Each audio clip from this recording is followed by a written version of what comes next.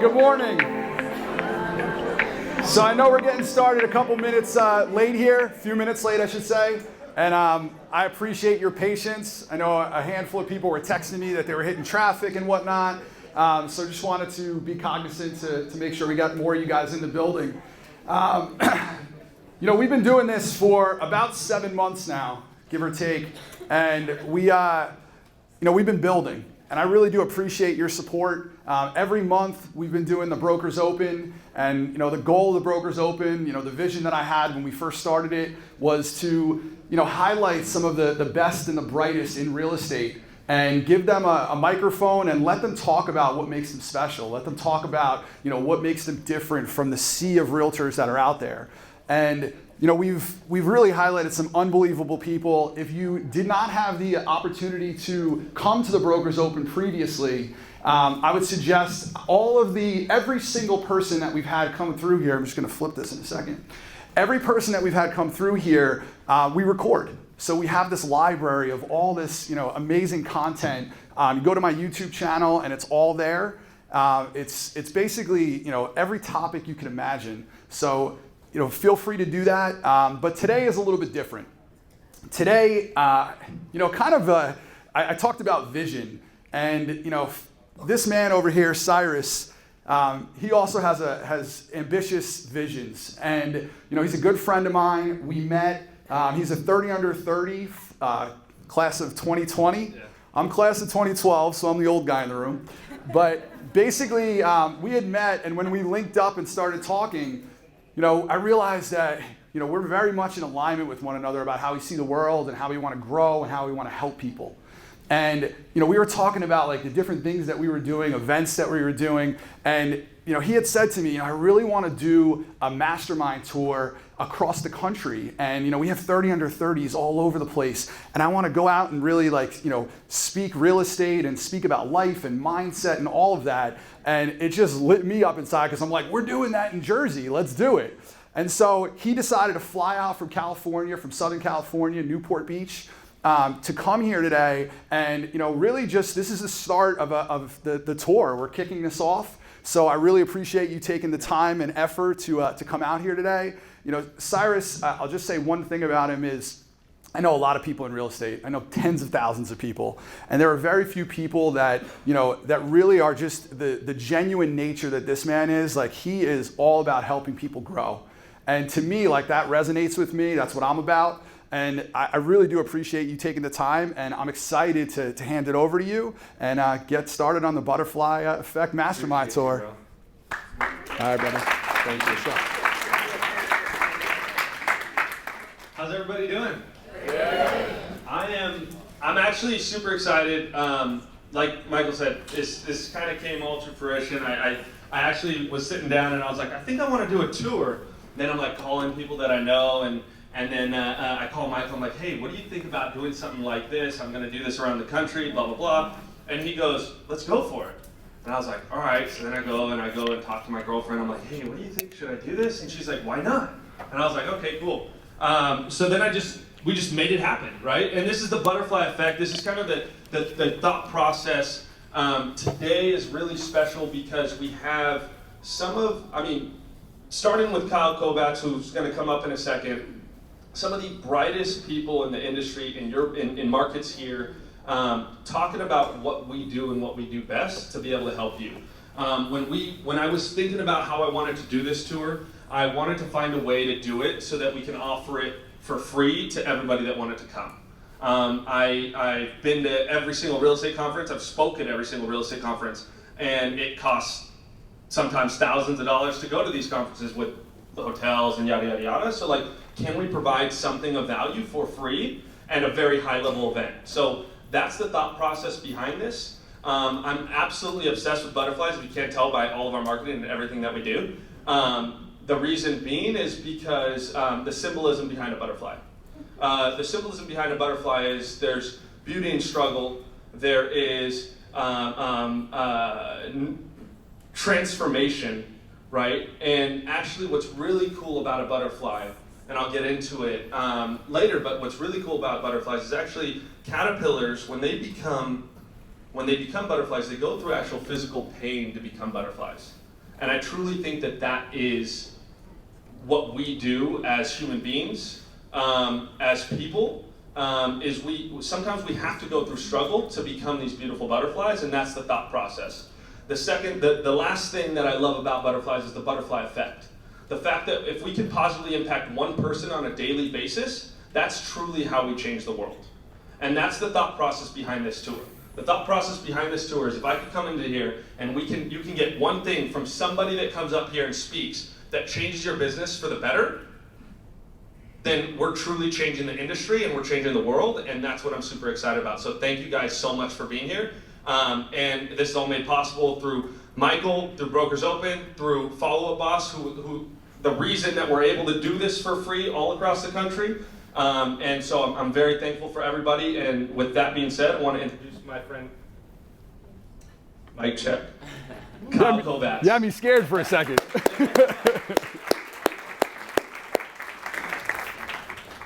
Thank you guys for having me today. Thank you, Michael. Thank you, Cyrus. So I'm going to talk about something that relates, that I think all of us can use and utilize in our business to help our clients and everything like that.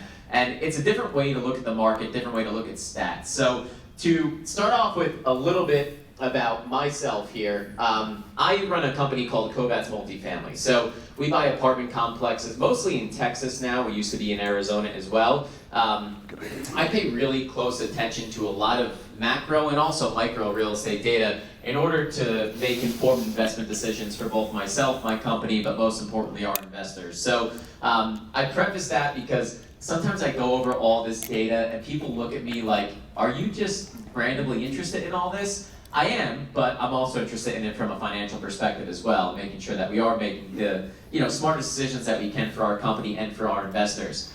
Some of you also might recognize my last name from Kovats Real Estate School. My grandfather started Kovats Real Estate School. I've had people come up to me today say, are you related to Frank Kovats by any chance? Yes, he's my grandfather. I just don't have white hair. He had white hair by the time he was my age his entire life. So we have the same face, but different hair color and stuff like that. So I do own and run Kovats Real Estate School now as well. So what I want to get into here is, if you guys remember last year, it was this time last year when interest rates on mortgages hit like 6.28%, and they kept going up, and people were like, oh my God, everything's gonna tank, the market's in a bubble, everything's gonna pop. And at that time, I put a video out, an hour-long video on YouTube explaining why the real estate market wasn't in a bubble. And I cannot tell you how many people reached out to me and said, why would you want to put your name on something like that? I said, because it's not really my opinion, it's the data's opinion. I said, this is not a bubble. I said, in fact, I actually think prices will continue to go up. And people were like, you're insane to say that. And I said, okay, well, look at all this. We're going to go through some of this right now, right? So number one, first and foremost, the number one thing that you can look at to determine where prices are going to go is just what is the supply of homes that is on the market. Typically, historically, if you look at averages across the whole country, it takes about 6.5 months worth of supply in order to hit about 0% home appreciation month over month. Historically, over time, we're hovering around roughly about 0.5 or so month over month appreciation rates on homes. Now, if we kind of span that out over a 150-year average, the annual rate of appreciation of housing is 6.61%. So, and to show you what this looks like here, every market's different. So in some markets, like for instance, as you see here, in a market like San Jose, you only need about 1 month of supply before you start seeing some price declines. In other markets like Charlotte, sometimes that's 10 months of supply before you start seeing price reductions. But also, the other side of the equation here is what is the demand side, which we're going to talk about in a little bit as well. Because if you actually look at mortgage purchase applications right now today, we're below 2008 on the demand side. So how aren't we seeing a 2008 price crash? Because of the supply side. Does anybody know what the average mortgage rate is nationwide right now? The average mortgage rate on homes. Does anybody have any idea what it is? 3.54% for homes that have mortgages on them. And 42% of homeowners don't have a mortgage at all. So when you take all of that into account and you realize, where are these people, at least homeowners saying to themselves, where am I going to move to? I get reached out to all the time. I'm thinking about moving, but right now my rate is 2.8%. My monthly payment is X amount of dollars. If I want to buy my same exact house today, with 20% down, my monthly payment's going to go up by like 3x. So for that reason, I hate to say this, but you guys need to focus on capturing market share. Because if you're just thinking that all this magic inventory is about to hit the market, it's not. It's really not going to happen. So what we need to focus on is improving our business, bettering our businesses, and ultimately capturing more market share. Because we're not going to be able to keep the same market share and just hope that sales volume and listing volume goes up, because it's not looking like that's going to happen. We'll talk about that in a little bit here too. And when we get into supply and demand, right now nationwide, NAR research, for those of you not using it, you should use it. It's a free resource that's available to us. Nationwide, average days on market right now is only 22. 22 days on market. Now, the historical average on this typically is closer to about 82. So you look at this here, and it shows what the average days on market happens to be. Now, it's more days than last year. Last year at this time, average days on market was 17. Now we're at 22, but historically, we're close to like 3 months usually. So having only an average days on market of 22 is super low. Now on top of that, in the most recent NAR data, the average home that sold in the country, this market's even crazier here for us that live in this area, but the average home in the country that sold for the most recent data, 3.1 offers. The average listed house had 3.1 offers in the country. That includes all the markets. I know for those of us that are operating in North Jersey, you might say 3.1, it looks like you gotta move the decimal point, one more spot. It seems like 31 in some cases in a lot of towns, right? So, here's the example of this here, right? So on average, historically, 24% of homes will sell in less than a month. In 2022, that number got as high as 82%. 82% of homes that were hitting the market were selling in less than a month. Now, in 2023, that number went down at first, but it's now 73%. 73% of homes that go on the market are selling in less than a week with an average of 3.1 offers. And that just shows you, and we'll talk about this in a little bit as well, we right now, I don't know how many people here follow demographics, we have the most amount of living human beings in the United States of America between the ages of 30 and 35 of all time. It's the baby boomers' kids. The baby boomers' kids, the millennials, are the largest generation in United States history. They're all, majority of them, at peak household formation age, all while we have near all-time low supply. So you have because naturally when somebody sells their house, when you sell your house, do you just sell it to be homeless? No, you don't sell it to be homeless. What do you do after? You sometimes will buy another place. Almost always you'll wind up buying another home. So where the excess demand comes from is, where are the people who don't currently own homes and have never owned a home? Where are they at? Well, the large majority of them, they're millennials. And we have the largest generation of all time hitting peak household formation age, all while we have the lowest amount of supply. So despite the fact that rates, we're talking 15 months ago, you would have been able to buy a house for, a 3.5%, 4% rate. And now you're buying a house today, nationwide average coming in today on mortgagenewsdaily.com was 6.98%, 7% rates. It hasn't slowed things down. And the reason it hasn't slowed things down is because people don't just wake up one day and say, I'm gonna try to time the market when I wanna buy. Why do people buy homes when they buy their first home a lot of times? They buy it because their life has happened. Their life has happened. They got married. They're planning on having kids, right? They don't just say, yeah, I'm planning on getting married. I have 2 kids, but I'll live in this studio apartment. No, they have to buy a house. They are forced to buy a house. And if they can't buy a house, they'll rent a house. But people buy homes because life happens. And when you hit that peak household formation age, you're gonna start buying houses.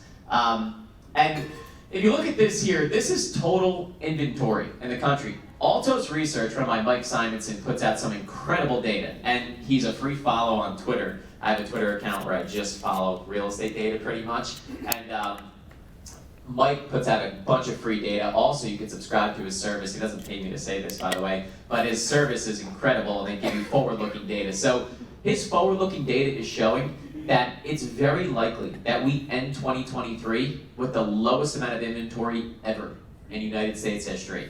And to put that into perspective, we came into 2023 with 70% more inventory than we had in 2022. Now, that number might look deceiving because coming into 2022, it was all-time low, literally, factually, all-time low. Now, as of June 2023, we're only 16% less, 16% more inventory at this time in 2022. That number keeps going down every single week.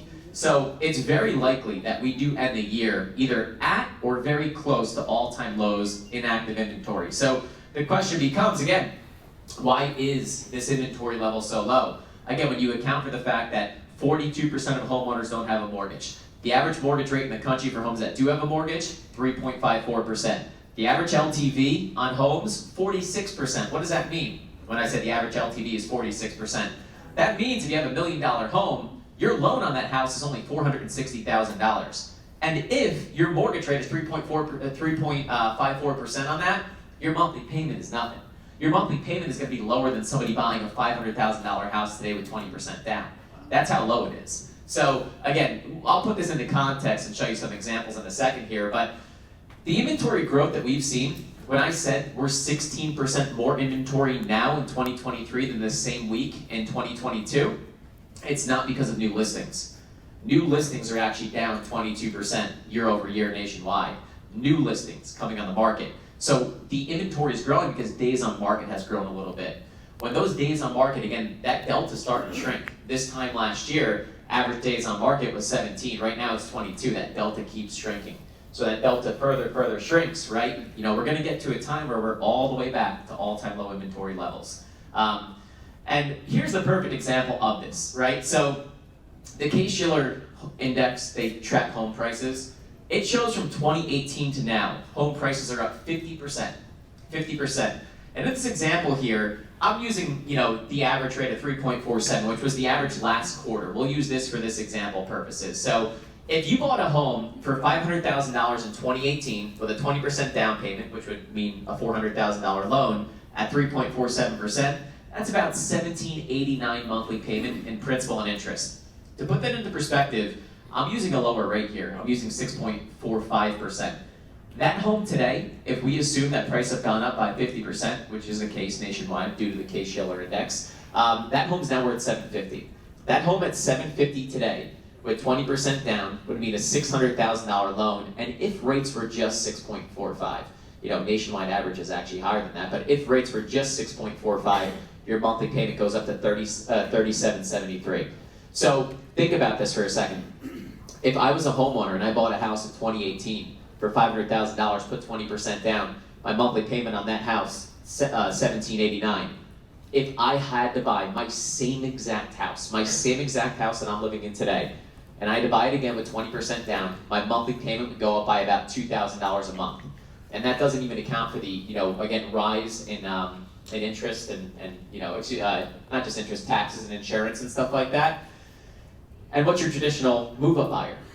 You know, the stats show that typically your traditional move-up buyer buys a house worth 50% more than their current house. 50% more than your current house that's worth $750 would imply that you're buying a house worth $1.125.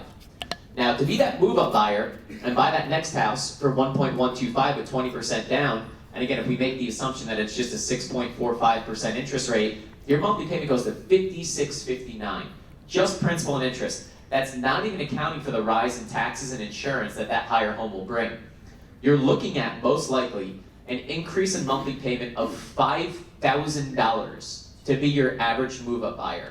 And this is why the move-up buyer market has, you know, really shrunk. You know, traditionally, we would see inventory growth because people would be like, hey, I just had my second kid, my third kid, I'm gonna buy that next house, that 4-bedroom house. And now people are saying, well, you know what, bunk beds are a lot cheaper, so you kids are gonna have to unfortunately share a room, right? Because, you know, $5,000 extra per month, that's $60,000 extra a year. And remember, that's like post-tax money. You gotta make like $100,000 to bring $60,000 home.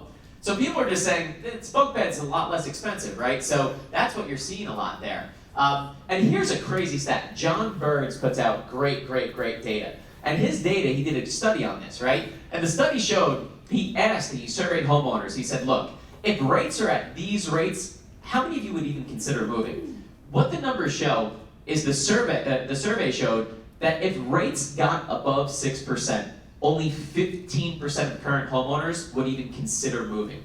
Furthermore, if rates got above 7%, only 7% of current homeowners would even consider moving. And that's, you know, further evidence that the move-up buyer market had shrunk, which has ultimately led to inventory and total sales volume shrinking. Total sales volume nationwide is about 4.28 million sales we're on pace for, based on the most recent monthly data.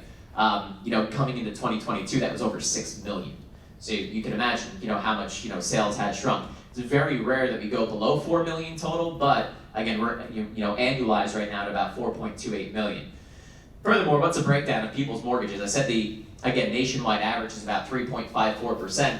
Here's, how it breaks down. So right now, roughly, about 62% of mortgages are below 4%.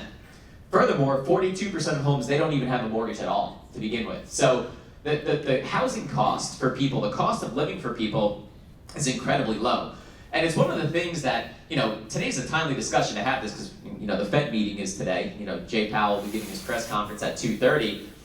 I'm of the belief that they have to set a higher inflation target. I don't know how realistic 2% is, because when you consider that 42% of homeowners don't have a mortgage, 62% of mortgages are below 4%, that's kind of inflationary. It's inflationary in the sense that people have such a low cost of living because they locked in these ultra low mortgage rates that they just have more money in their pocket, right? So, and they've kind of hinted at, yeah, we might be okay with just a little bit higher, but they won't say it specifically, but they've kind of put some guidance out there on different things. But this is why. This in itself is inflationary, because people, the best hedge against inflation is what? It's the fixed rate mortgage. The best hedge against inflation, your income goes up, right? You and your spouse together combined, your incomes will go up, but what happens? Your housing cost stays the same. The only thing that's going to go up is your taxes and insurance amount, right? But your principal and interest, if you lock that in, you got a locked in monthly payment there. So the best hedge against inflation, really, truly, is this fixed rate mortgage. And this shows you what the nationwide average is. So back in Q4, it was 3.47%. The most recent Q1 data, 3.54%. That is your average mortgage rate in this country right now. And furthermore, for the people that are like, yeah, but just wait till the foreclosures come. They ain't coming. They really ain't coming. So you might see data that's like foreclosures are going up percentage-wise. Well, when you go up from 1 to 3, yeah, it looks like a big jump, but it's really not a big jump at all, right? So the credit profiles of borrowers this cycle, strongest credit profiles we've ever had. In fact, April of 2023 had the highest credit scores for borrowers in United States history. The people who are buying houses today, nobody's buying houses when you breathe on a mirror. It's not 2008. Look at this data going back, because it goes back leading up to 2008. You can see the credit profiles. You have a lot of people who didn't have great credit scores getting loans leading up to the 2008 financial crisis. Here, look at this. Pretty much everybody getting loans has super high credit scores above 760, above 760. The average right now is about 788 for people buying homes. And on top of that, the LTV, 46%. So you have so much equity in your house that even if you hit tough financial times, you're not going to get foreclosed on, because what are you going to do? You're just going to sell it, right? So the nested equity position we'll talk about in a little bit, it's a crazy stat, because there's only 2 countries in the world that have more nested equity. 2 countries in the world that have a higher GDP, annual GDP, than US homeowners have nested equity. And nested equity means how much equity could you pull out of your house and still retain 20% equity. So tappable, we call it tappable equity, right? So we'll talk about that. This was the numbers back in the fall. In the fall, the average LTV nationwide was 42%. It's now up to 46%. So, and here's a crazy stat. Look at this bottom one here. So the average homeowner in this case of $1 million home has a monthly mortgage payment of $2,115. Your average, again, if we make the assumption based on the average interest rate and the average LTV, the average homeowner of $1 million home, they have a monthly mortgage of about $2,000. It's insane when you think about it that way. That's just between principal and interest. And here's the tappable equity numbers. U.S. homeowners, if they wanted to, they could pull $9.3 trillion of equity out of their home and still retain 20% equity. They are capable, if they want, to tap $9.3 trillion worth of equity out of their homes if they want to. Again, they don't have to, but they have the ability to. So we have some of the healthiest balance sheets that we've ever seen in this country, and a lot of this comes because of the regulations that were put in place after 2008 to make sure we never do have a 2008 all over again. This is just showing you the GDPs of all the countries. US homeowners, I'm not talking total equity, I'm talking tappable equity. US homeowners have more tappable equity they can pull out of their home than the entire GDP of every country on earth except for the US and China. It's a crazy stat to really look at.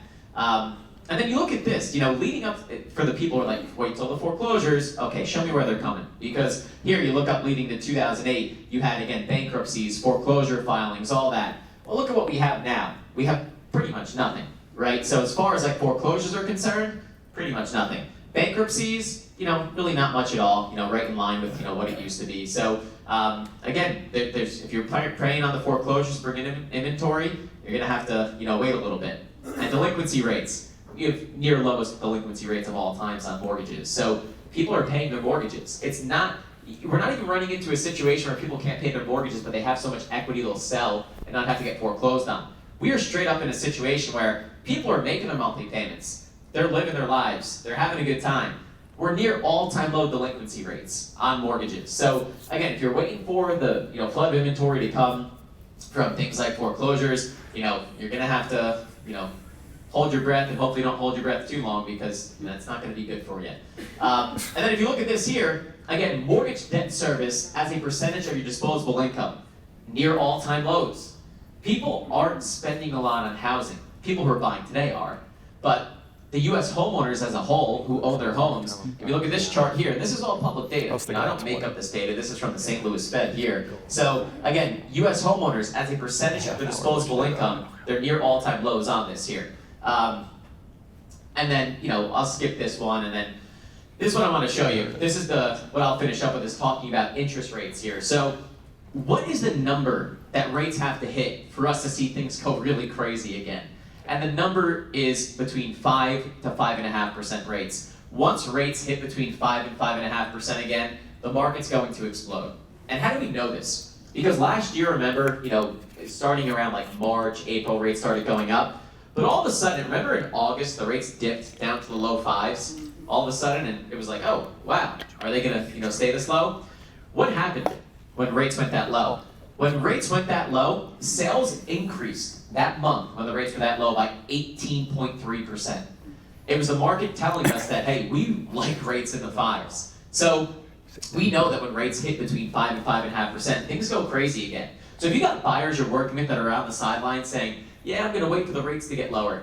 Yeah, that's not going to be the greatest idea you've ever had. So, and the reason why that's not going to be such a great, such a hot idea is because when rates do go low, you're going to compete against so many more buyers. And you're going to have to now beat out, maybe 50 buyers instead of 5 buyers to buy the same house. You're going to have to pay, $200,000 over asking instead of $50,000 over asking. So don't wait for rates to get low. Take advantage of it now. And then when rates do get low, if you think they're going low sometime in the next couple of years, just refi at that time. That's really your best bet, because if this happens, we know exactly where rates have to go, just between 5.25 to 5.5. Once it hits that, things go nuts. And with this here, again, you look at this and you say, the demand, I mentioned this earlier, we're at 2008 levels of demand on purchase applications for mortgages. So demand can't get lower. We have all-time high demand on the sidelines. And when I say we have factually all-time high demand on the sidelines, we have the most amount of people at peak household formation age. If you look at the data with the U.S. government between ages 25 to 54, people who are currently actively buying homes and homeowners, it's real down here. And I'll show you a chart on this in a little bit, but it should be a lot higher because we have the most amount of people ever between the ages of 30 and 35, the most ever between 30 and 35. And right now, here's the crazy part. Rates should be about 5.5%. They should be 5.5%. The reason they're not is because spreads are blown out. Historically, you take the 10-year treasury rate, you just add 1.72% to it, and that's your mortgage rate. The 10-year treasury rate is around like 3.8%, somewhere in that ballpark right now. Adding 1.72 to it would give you a rate of 5.52. Why are spreads so blown out? The reason spreads are so blown out is because the market is trying to see where is the Fed going. And today, we have the Fed meeting where they will announce where the Fed is going. Are they going to pause? Are they going to skip? The market pretty much knows they're going to, not raise rates today, but will they raise in July? That question remains. We're not too sure. But the spreads are blown out because the market is concerned about, are they going to keep raising? Because if they are, we need to keep and build this in. The market's also concerned because, as a lender, it typically takes, they say on average, about 7 months to break even on that loan that you gave out. So if rates do go down, they want to make sure they're compensated for that risk that they're taking. that you're going to refinance, you're going to pay them back early. Because when you pay them back early, they don't want you to pay them back early. They want you to just pay them back over 30 years. But historically, people will refi sometime in that time or sell. And once the Fed does pause, historically, 8.7 months later, they're actively cutting rates. The market right now has priced in there will be one cut by the end of the year. We'll see what ultimately winds up happening, but that would seem to be kind of in line, typically on average about 8.7 months later. Okay, and on average over the past 30 years, it's been 7.6 months for them to start cutting over the past 30 years. So we're looking towards the end of the year, early 2024, when we start seeing active cuts based on historicals. But everything seems to be different this time around, so who the hell knows? Because the Fed's forward guidance in Q1 of 2022 is that rates by the end of 2022 would only be at 1% Fed funds. Well, we're at about 5.25 now, so things have changed a little bit. And here's their forward guidance. Now, if I was giving this presentation at 3 o'clock, it'd be better because we're putting out the new forward guidance today at 2 o'clock. So this is their current forward guidance as of 10, 11 a.m. on this day, Fed meeting day. But their forward guidance right now is for 2023, they'll have a median rate of 5.1%, 4.3 for 2024, 3.1 for 2025. And the question remains, will they settle for a slightly higher inflation rate? We don't know. They won't say they will. They say that the target's 2%, but ultimately, are they okay with 2.5%? Are they okay with 2.25? You guys probably saw the CPI report yesterday. Came in a little below expectations, which was, a little cool, which is a good thing. Year over year CPI is now 4%, which is good, and it could even possibly, it will get into the low 3s after the next reading. Some people speculate it might even get into the 2s because the prior comp they're wiping off the books is like a 1.2 month-over-month print. Now, furthermore, where does the Fed take these rates? We have a little hint that they gave us. So they told us they want to remain, restrictive. And restrictive, they said their median rate for this year was going to be 5.1. And their projection for core PCE when they made that call was 3.5. So we have a pretty good idea they believe restricted to be 1.5 above core PCE. So we can pretty much follow core PCE to see where their rate is going to be. If core PCE goes to 3%, they're probably going to be okay with 4.5. If core PCE goes to 2.5, they're probably going to be okay with 4%. If they want to stay in restrictive territory, that's being restricted. Because remember, they don't need to be restricted. They can get back to neutral. And historically, what does this look like here? So there's been 281 months in the 21st century. Only 71 of those months did we have real positive rates, meaning the Fed funds was above core PCE. Only 71 of those months. Furthermore, only 42 of those total months was the Fed funds 1.5% or more above core PCE. We finally have real positive rates for the first time. What a positive rate means is that Fed funds is ahead of core PCE. So it's rare that we're in this situation, and usually when you're in this situation, things start to break. So we'll see if things do start to break. So what's going to happen with rates in a recession? If there is a recession, historically the Fed cuts rates by 350 basis points. In other words, 3.5%. I think if rates got cut by 3.5%, things would go insane in the real estate market. So I just can't even imagine what would happen if that occurs, but who knows? We'll ultimately see. And last but not least here, what does Mortgage Bankers Association of America predict that rates will be by the end of this year? Their number is 5.6%. They think mortgage rates will be 5.6% by the end of the year. 4.8% by Q4 of 2024. And, these numbers sound very attractive to me. This is all public data, by the way, that you guys can look up, and they put this data out there like once a month. The caveat that I'll, kind of leave you with here is if the Fed truly does begin to target housing demand, and rather than just letting mortgage-backed securities roll off, their balance sheet, and they actively start selling mortgage-backed securities, those spreads could further blow out. And when I say those spreads could further blow out, I'm talking about the spread between the 10-year Treasury and current mortgage rates. And if they do, begin to actively sell MBS and those spreads do blow out, you could see rates go higher. So, a couple things you'll pay attention to here. When does the Fed pause, right? When do spreads come in between the 10-year Treasuries and 30-year mortgage rates? What does core PCE look like over the next 6 months? Because we know we can take core PCE and add a number to it to figure out where Fed funds is going to be. When do rates hit 5.5% or lower? When that happens, be ready. Things are about to get absolutely insane when rates go below 5.5%. And last but not least, how much inventory is in your market by the end of 2023? This will be a good indication, forward-looking, of what things will look like in the future. So I know I talk very fast, and I thank you guys for following along. I can certainly send these slides out to people if anybody wants copies of these slides or this data or anything. And yeah, if you guys have any questions, certainly you can feel free to reach out to me. Be happy to answer any questions that people do have. Thank you. Thank you, Kyle.